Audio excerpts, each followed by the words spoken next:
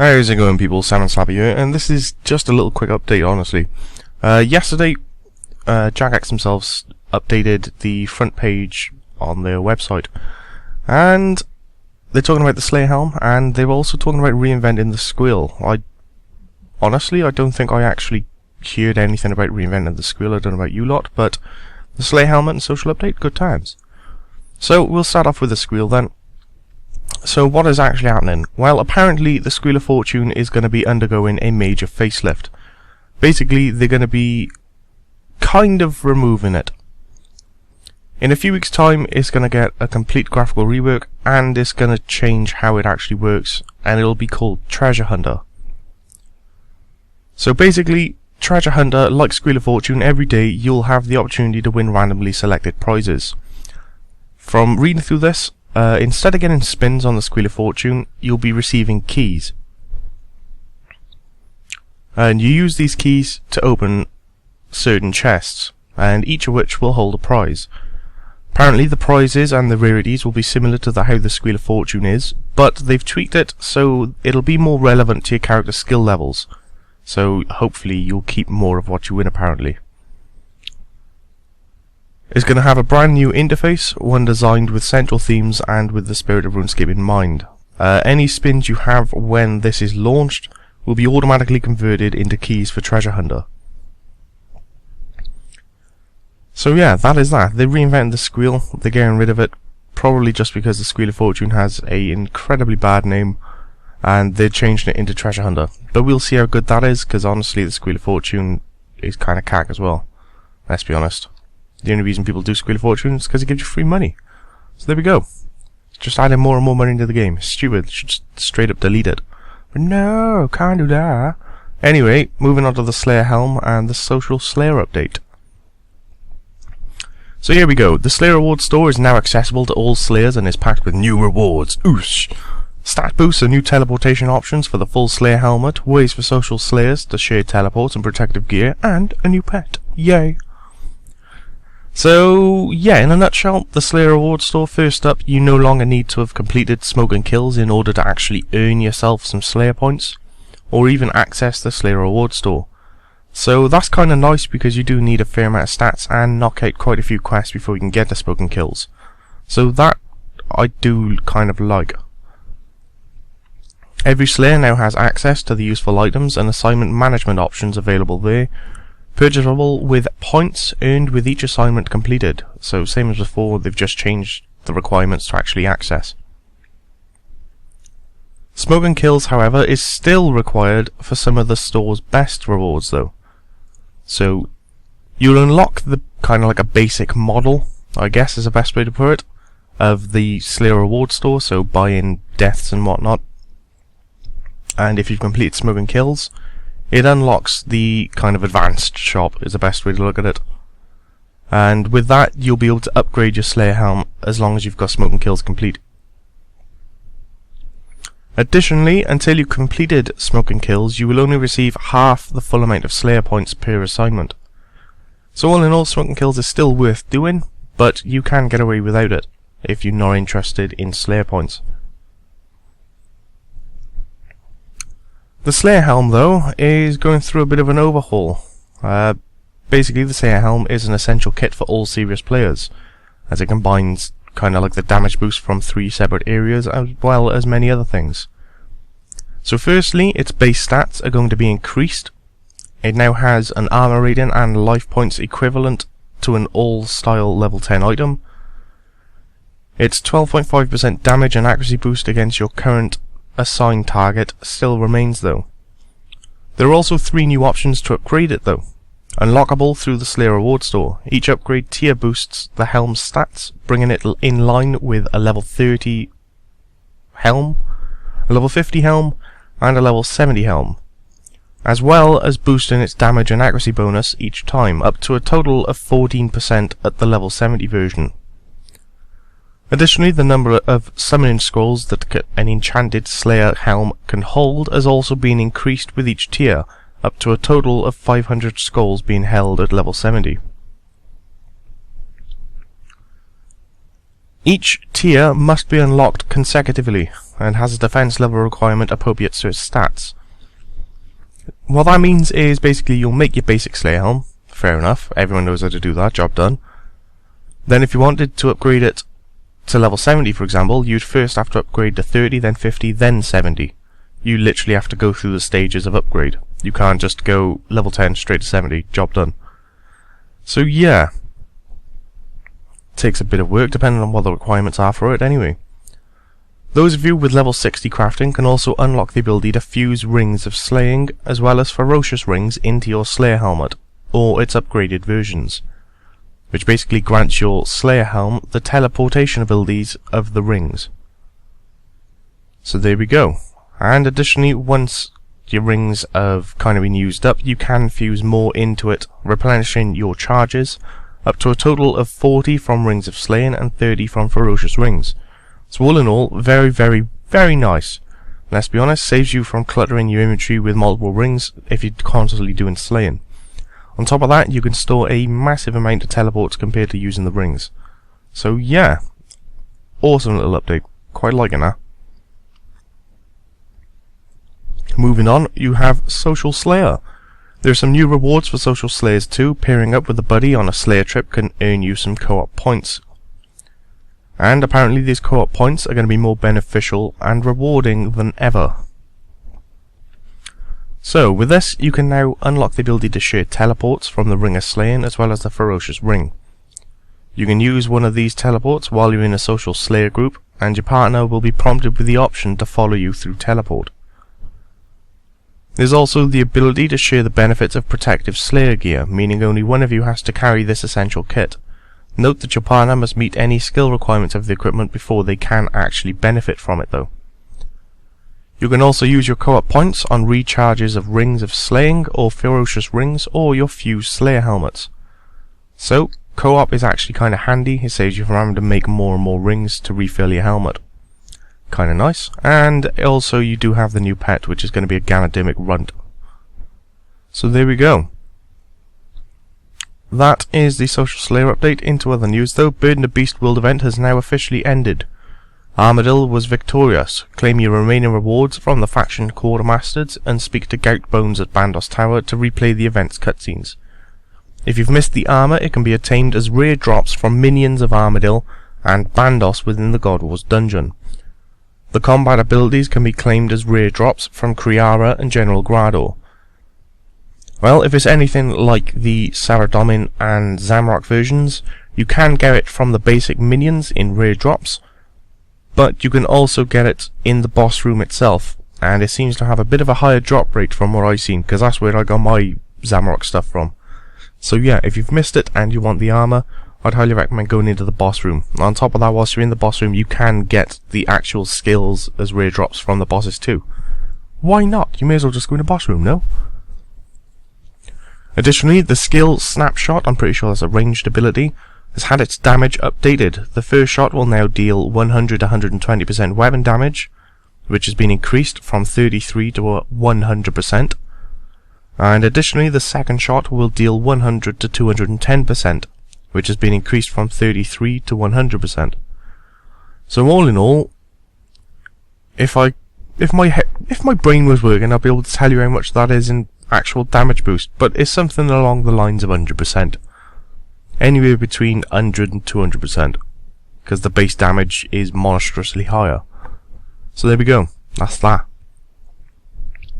Snipe, another range skill, will now fire after 1.8 seconds, which has been reduced from 3 seconds, and additionally has had its damage adjusted to be lower but more reliable. It now deals 125% to 166% of your weapon damage, and previously it was 100 to 210%. So it won't hit as potentially high as before, but your average damage whilst using Snipe will be higher by quite a bit. Using the player-owned house armor stand to repair broken Drygore gear now reduces the cost by up to 50%, depending on your smithy level. And you can pick up some retro next gear overrides in the Solomon store today. So all in all, Squeal has been redone, Slayer helm and the Social Slayer kind of thing has been redone. The world event is dead. They've kind of fixed some of the ranged abilities, and they've sorted out how you repair Drygores. And now we're on to the big long ass one, which is patch notes. And patch notes generally are pretty massively long. So if we can find the patch notes we're actually on. Somewhere down here, maybe here. Oh my god, it's massive. Patch notes for the 21st of January is fucking huge. Oh boy. Right, well this is going to be a lot of talking. So yeah, I'd probably jump in the game and just randomly listen. Here we go then, starting off. We have graphical patches. The new clan logo for the 2013 Clan Cup winner has been added. The Aegis tapestry inside the clan citadel now appears correctly when built. Several issues with character creation colours have been fixed. The quick prayer interface has been fixed for players using the OpenGL toolkit. It's about fucking time. The minimap no longer appears black after a player is logged into a game, out to the lobby, then back into the game. The barrier of the pier near Catherby is no longer missing one of its posts. A black section of wall in Varrock has been retextured to look like bricks. How'd you delete a texture? Good fight. The compost bin in Catherby is no longer missing the bottom section. Fences on Miscellanea now use the same texture throughout. Some floating trees in the wilderness have been fixed. The light source in the Cooking Guild's bank is now reattached to the wall. Brian's Battle Axe Bazaar has replaced its display stock with new model of steel battle axes. The gate to Golry's storeroom during the Eyes of Gloffrey no longer changes colour once it's opened. Dropped items no longer float on the docks of the Fishing Guild. The base of the crystal in the Temple of Light no longer flickers. Some buildings in Varrock have been tweaked to make remove roof actually work. Kiddo. Fixed an issue with bloom on the water in an area in Nomad's Requiem. The burn mark northeast of the Edgeville smelter no longer has grass clipping through it.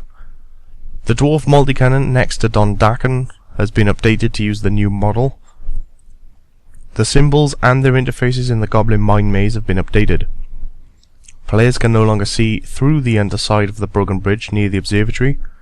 The bank booths in the Fishing Guild are now consistent in colour. The trapdoor deep in the lava maze no longer appears to have been filled with rock.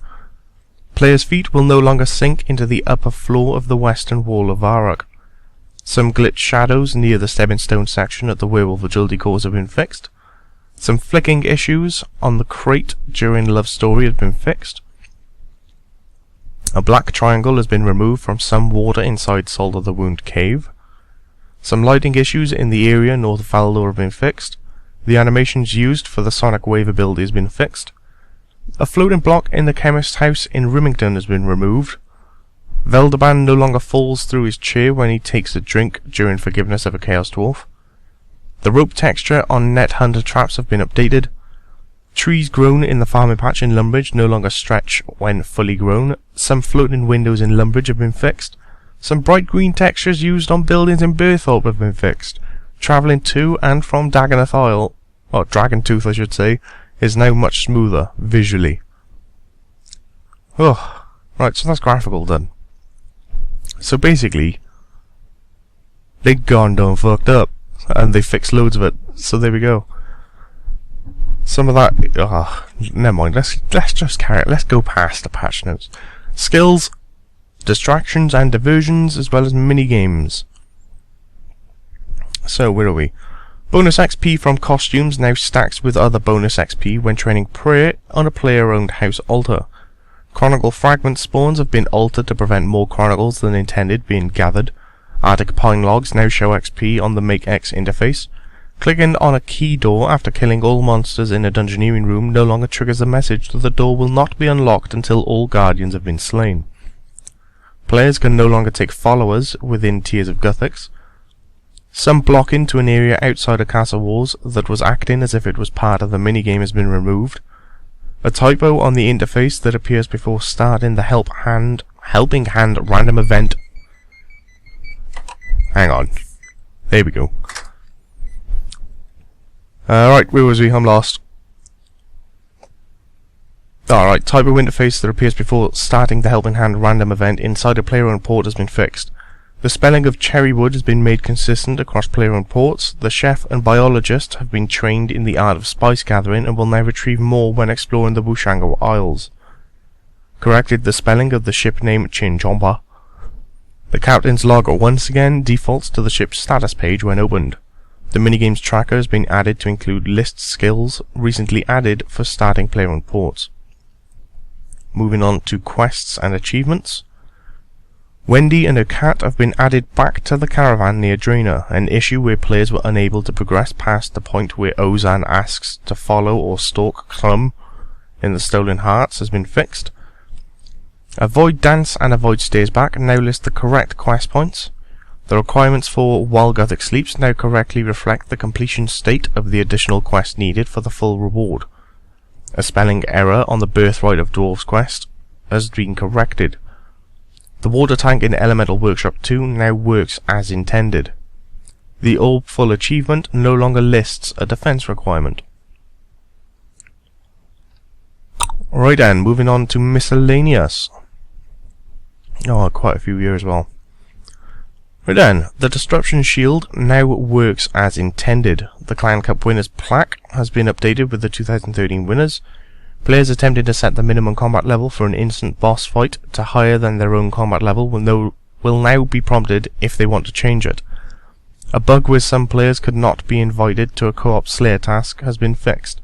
The scroll wheel will no longer scroll chat up and down if click-through chat is toggled on. Updated familiar damage values to add a bit more randomness to the damage they deal. The Steel of Legends and Iron Within special moves now cost 18 points, down from 25.